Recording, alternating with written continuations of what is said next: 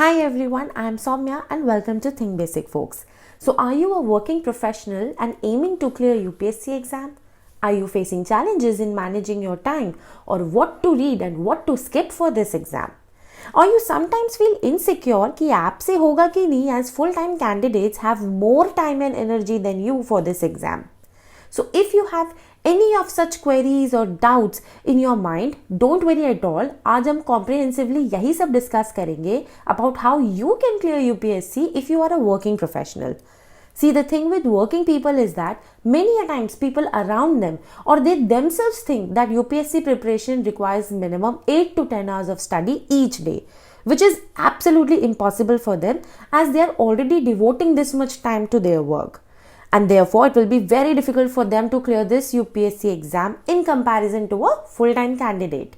You may feel कि इस exam को क्लियर करने के आपके चांसेस बहुत लो हैं and as a consequence this thinking of yours hammers your spirit even before you start your preparation. So let me tell you that all this is just a myth and it is not true at all. Because अगर यही सच होता ना तो हर कोई 10-10 घंटा पढ़कर easily इस exam को निकाल लेता. But you also know कि ऐसा तो है नहीं. And you also have the biggest example of Shrishti Dabas ma'am who secured All India Rank 6 in UPSC 2023 despite being a working professional throughout her preparation. So in a nutshell, सिर्फ पढ़ने से तो ये एग्जाम बिल्कुल नहीं निकलेगा. Rather, you need a perfect blend of smart work, smart tactics and self-belief to make your dream come true. And आप rationally एक open mindset से ये combination तभी maintain कर पाओगे या इस एग्जाम में आप ज़्यादा better तभी perform कर पाओगे जब अपने आप को आप confident and empowered feel करोगे. ठीक है, तो चलिए आप समझते हैं what exactly you need to have a clarity on as a working professional to clear this exam. So here are 6 to 7 very important factors that will not only give structure to your preparation, but rather it will also keep you on track in the right direction for the same.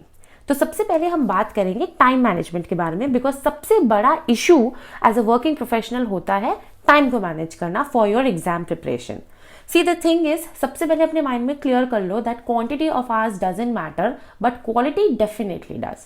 अब आप क्या कर सकते हो कि weekdays पे आपको कम से कम अपने माइंड को ट्रेन करना है कि 3 से 4 घंटा आपको यूपीएससी प्रिपरेशन को देना है. ठीक है, कैसे देना है वो अभी हम डिस्कस करते हैं एंड वीकेंड्स पे यही टाइम आपको डबल करना है.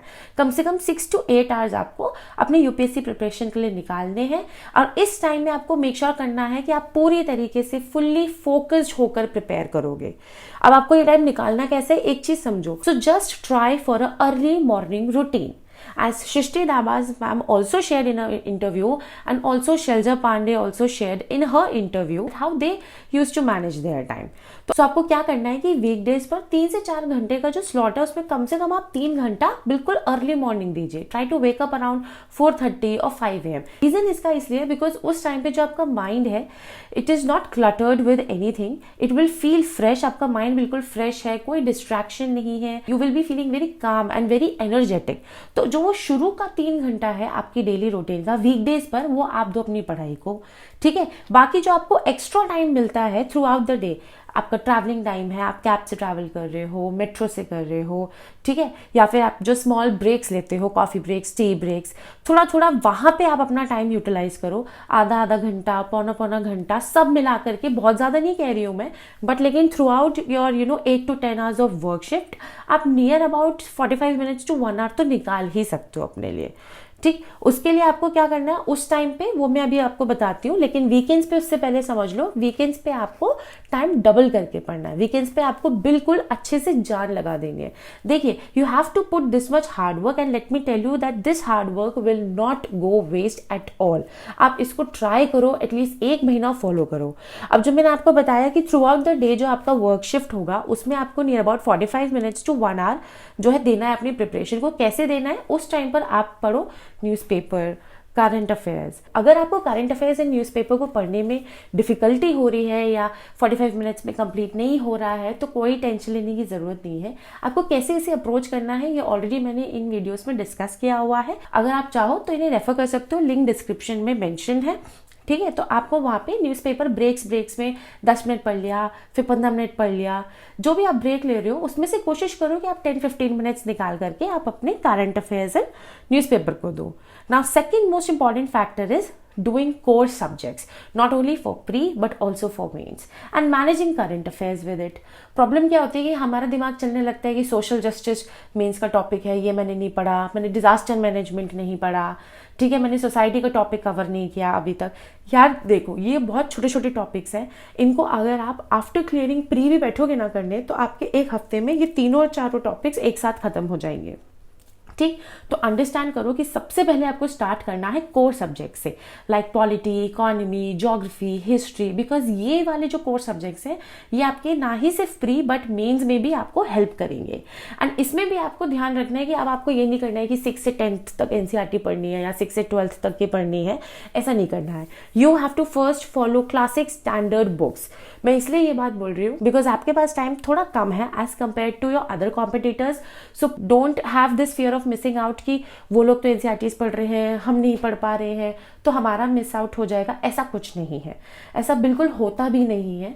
ठीक, ये हमारे बस माइंड में एक थॉट है. आप स्टैंडर्ड बुक्स को थोड़ा प्रायोरिटाइज करो. जैसे आप पॉलिटी के लिए एनसीईआरटी स्किप कर दो, आप लक्ष्मीकांत पूरी पढ़ो. आप मॉडर्न हिस्ट्री के लिए मॉडर्न हिस्ट्री की एनसीईआरटी स्किप कर दो, आप सिर्फ स्पेक्ट्रम पढ़ो.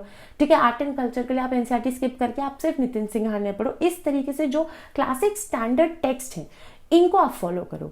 हिस्ट्री के रिगार्डिंग आप एनसीईआरटीज पढ़ सकते हो. ऑलरेडी कौन सी पढ़नी है स्पेसिफिकली ऐसा भी नहीं है कि आप एक सब्जेक्ट पे 3-3, 4-4 बुक पढ़े जा रहे हो. तो हिस्ट्री के रिगार्डिंग ऑलरेडी मैंने बुक लिस्ट डिस्कस की हुई है, बिल्कुल बेसिक मिनिमम टेक्स्ट, इसको आप यहाँ से देख लेना. ठीक, अदरवाइज मैंने आपको बता ही दिया है कि पॉलिटी के लिए लक्ष्मीकांत, मॉडर्न हिस्ट्री के लिए स्पेक्ट्रम, आर्ट एंड कल्चर के लिए नितिन सिंघानिया. जो स्पेसिफिक टेक्स्ट जो सबको पता है कि ये हमें पढ़ना है, आप वही पढ़िए. और करंट अफेयर्स में आप डायरेक्टली करंट अफेयर मैगजीन से स्टार्ट मत करो. आप कम से कम नियर अबाउट 15-20 डेज सबसे पहले बेसिक न्यूज़पेपर पढ़ो. इनिशियली आप न्यूज़पेपर की हैबिट डालो and then add current affairs to it. Now coming to core topics and core concepts. होता क्या है कि that being busy you don't have time to focus on things which are outside UPSC syllabus और things which are not so important. So you have to first focus on core topics. आपकी priority सबसे पहले यही होनी चाहिए, like climatology, ठीक है, in geography. इससे आपको क्वेश्चन ना सिर्फ प्री में मिलेंगे बट मेंस में भी बहुत क्वेश्चंस आपको मिल जाएंगे. ठीक, हिस्ट्री में आपका इंडियन नेशनल मूवमेंट हो गया. इस तरीके से आपको इन टॉपिक्स को कवर करना है. What you have to do is कि जब आप पढ़ रहे हो ना तो आपको पता है कि ये ज्यादा इंपॉर्टेंट टॉपिक है, तो just keep your focus more on those topics. ठीक, इसी तरीके से जो कोर कॉन्सेप्ट्स है लाइक इन्फ्लेशन हो गया, इकोलॉजी है, बायोटेक्नोलॉजी है, इसको ध्यान से पढ़ो बिकॉज यहाँ से आपको हर साल क्वेश्चन मिल ही रहा है, चाहे प्री हो चाहे मेंस हो. So the trick is you have to first stick to the syllabus. Syllabus को स्टिक करते हुए पढ़ो, अपने स्टैंडर्ड बुक्स को, अपने मटेरियल एंड रिसोर्सेज को, एंड उसमें भी आप देखो कि क्या मोस्ट इंपॉर्टेंट रिपीटेटिव थीम्स है. अब वो आपको कैसे पता चलेगा? जब आप प्रीवियस ईयर क्वेश्चन, जो नेक्स्ट फैक्टर है ना, आपको क्या करना है कि जो सिलेबस आपको दिया हुआ है और लास्ट 5 to 7 ईयर्स के जो भी प्रीवियस ईयर क्वेश्चन के पेपर्स है, चाहे प्री हो या मेन्स, उसमें थोड़ा सा मेहनत लगता है लेकिन आप उनको यूज करके अपना एक माइक्रो टॉपिक का पूरा लिस्ट बना सकते हो. Because it will only tell that which topics are very important, which topics and concepts are core for you. ठीक, ये आपको प्री और मेंस दोनों क्लियर करना है.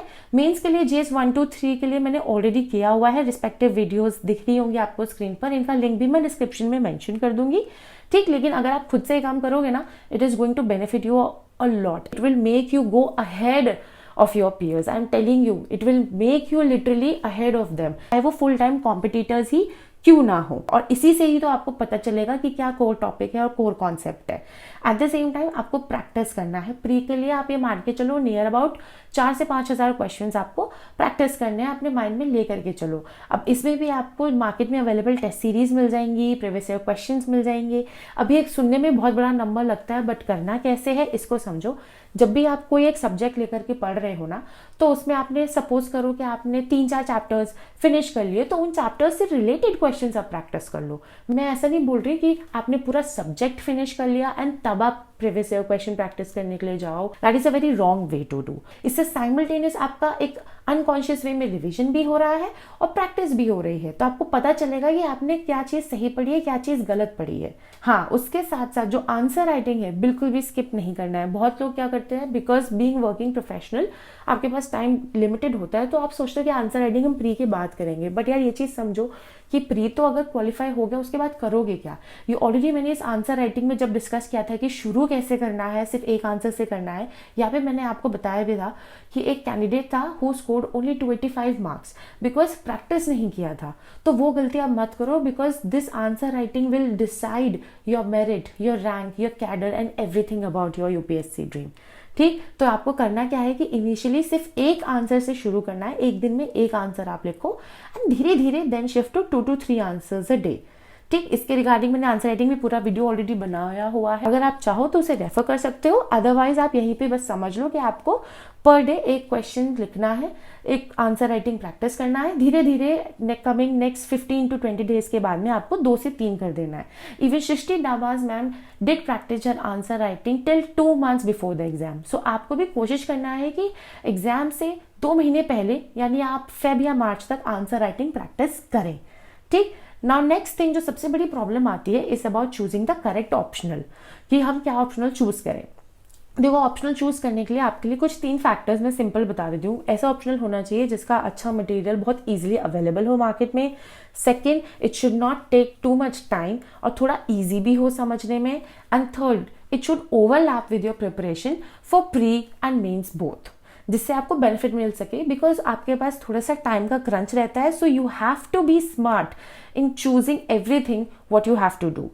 तो आप ऐसे में क्या कर सकते हो, जो भी आपके जनरल स्टडीज वाले जो ऑप्शनल्स होते हैं like sociology, anthropology, PSIR, geography etcetera, आप इन्हें ऑप्ट कर सकते हो and try to avoid the technical optional even it's your strength. Because if you are choosing a optional blindly, technical subjects में आपको बहुत टाइम देना पड़ेगा अलग से। एंड इवन इफ अगर आप अपना कॉलेज सब्जेक्ट कोई चूज करते हो एज अ ऑप्शनल, थिंकिंग कि ये तो हमने कॉलेज में पढ़ा है, इट्स अ स्ट्रेंथ, बट होता क्या है कई बार, I am not saying every time, until and unless you have too much interest in that technical subject, but कई बार हम खुश नहीं होते अपने कॉलेज वाले सब्जेक्ट को लेकर के and then we think at the very later stage कि अब क्या करें, चेंज करें या ना करें। So save your self from this all dilemma and choose a optional जो सिंपल हो, शॉर्ट हो, ईजिली समझ में आ जाए, जिसका मटेरियल आराम से मिल जाए पढ़ने के लिए। तो आप उस हिसाब से अपने इंटरेस्ट के बेस पे ऑप्शनल चूज करो। And the last, the most important thing जिससे पता चलेगा कि क्या आप अपनी प्रिपरेशन राइट डायरेक्शन में कर रहे हो, क्या आप अपने ड्रीम के टूवर्ड्स जस्टिस कर रहे हो या नहीं, वो आपको पता चलेगा डेली जर्नल से। ठीक, डेली जर्नलिंग करना बहुत जरूरी है because it keeps you on track for your preparation and it acts as a motivation. किसी दिन आप नहीं पढ़ पाओगे, जब आप जाकर के देखोगे कि आज मैंने नहीं पढ़ा है, तो आप अपने आप में मोटिवेट फील करोगे कि मेरे को नेक्स्ट डे बेटर परफॉर्म करना है, या आपने एग्जैक्टली कब क्या पढ़ा है उसका पूरा चिट्ठा है आपके पास में। तो ये चीज़ बहुत हेल्प करती है, journaling literally helps a lot. So please do follow that. And last thing जो रह गई that is revision I think आप वीकली बेसिस पे भी कर सकते हो या इन 15 डेज भी कर सकते हो as per your comfort zone. ठीक, तो आई होप आपको समझ में आ गया होगा कि कैसे आप अपना पूरा टाइम स्केड्यूल एंड किन बातों का आपको ध्यान रखना है while preparing for UPSC if you are a working professional. अगर आपके अभी भी कुछ डाउट है या आपको लगता है किसी स्पेसिफिक टॉपिक पे आपको वीडियो चाहिए अलग से, so please do let me know in the comments below. So yeah, that's it for this video. बहुत जल्द मिलेंगे हम नेक्स्ट वीडियो में।